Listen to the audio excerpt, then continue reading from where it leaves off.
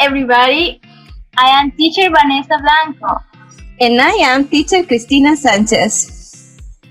Today we are going to learn about Bloom's taxonomy application verb. Bloom's taxonomy application verbs. Application refers to the use of abstractions in particular and concrete situations. Ahead, you're going to listen to us teaching you about some application verbs. We're going to give you some examples, placing these verbs in objectives, and at the same time, we're going to show you some images that can relate to this topic. Now, I am going to explain you a little bit about the verb illustrate. But what is the meaning of illustrate? The illustrate is to make the meaning of something clear by using examples, pictures, etc. To tell a story using drawings and pictures. Now, in order to exemplify the verb, so we have the example. By the end of this class, students will be able to illustrate daily routine using simple present by showing vocabulary about daily routine, doing a matching activity, then followed by creating and reading a story in order to tell about their activity, working individually, showing interest. So how can I know that a student is going to illustrate? Because the student is going to create a story. In that case, I can see that the student is going to illustrate. Now, after this verb, we're going to teach you about the next one, which is interpret.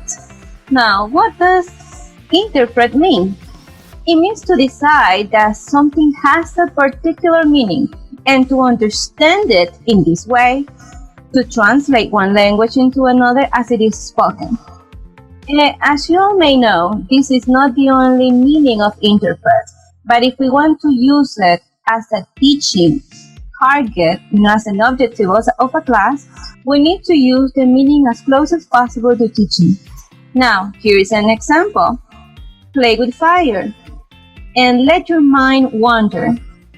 These two examples are not literal because it doesn't mean that a child is going to play with fire. This means, right, our interpretation has to be that this baby is going to do dangerous things. And when we have let your mind wander, it doesn't mean that your brain is going to come out of your head and walk around. No, it means that you are going to think, imagine, in order to interpret a situation.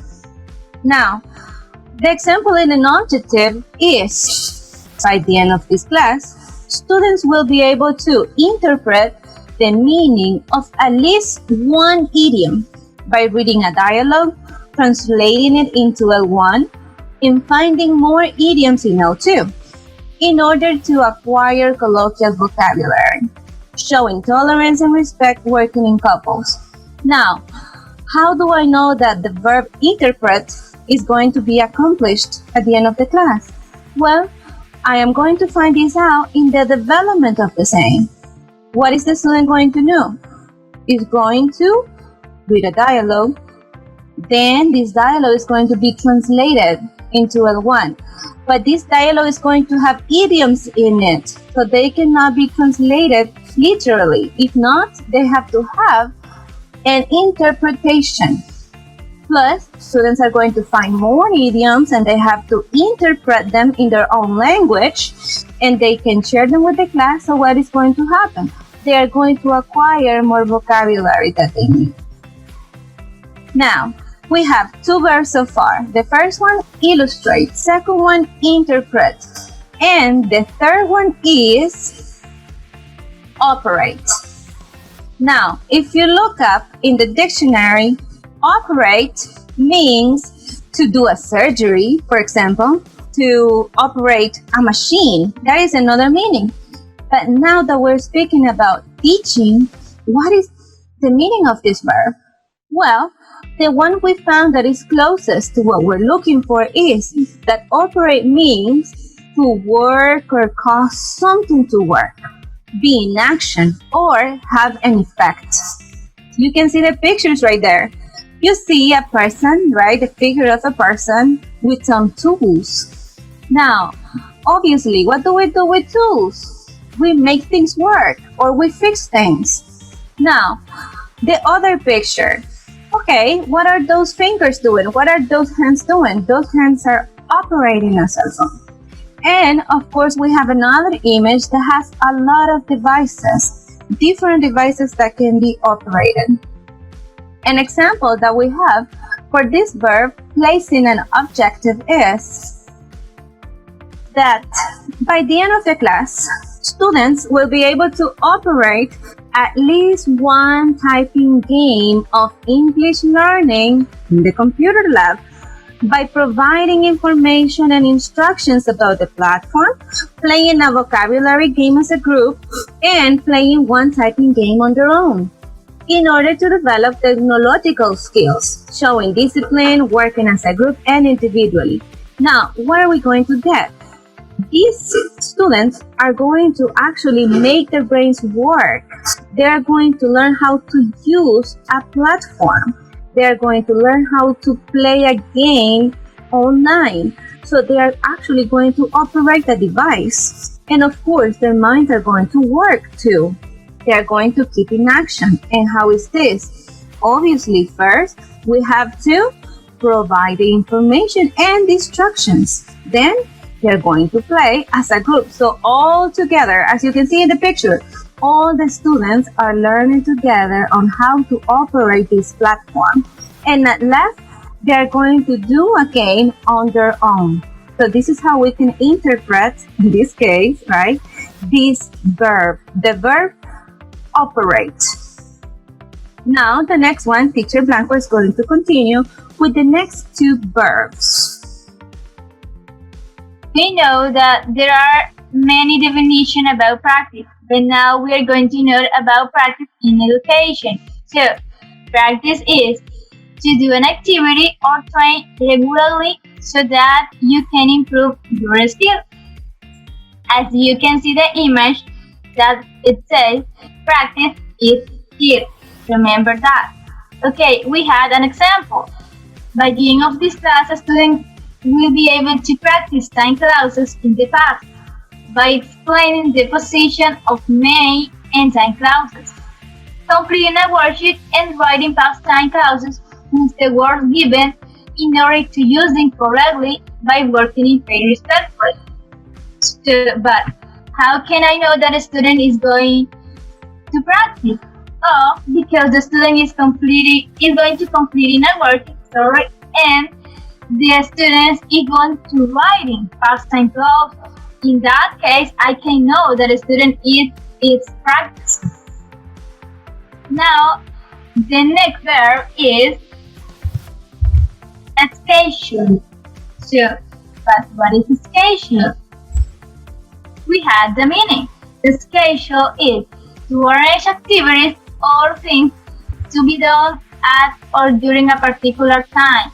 So we can do something, but we have to schedule in order to have an order. Okay, now you can see the image. We have an example. The example says, by the end of this class, a student will be able to schedule an appointment with the doctor using the vocabulary related to disease by listening to an audio followed by a reading activity and creating a conversation in order to make a medical appointment by working in pairs, showing enthusiasm and interest. Now, as a teacher, I am going to know that a student is going to be able to schedule because the student is going to create a conversation. But before that, the student is going to listen in order the students know how to schedule something. Okay, the next verb is going to continue Teacher Sanchez. Okay, now after schedule we have a similar verb but in sound. not in meaning. Now, what is this verb? The next verb is sketch. Sketch. But what does sketch mean?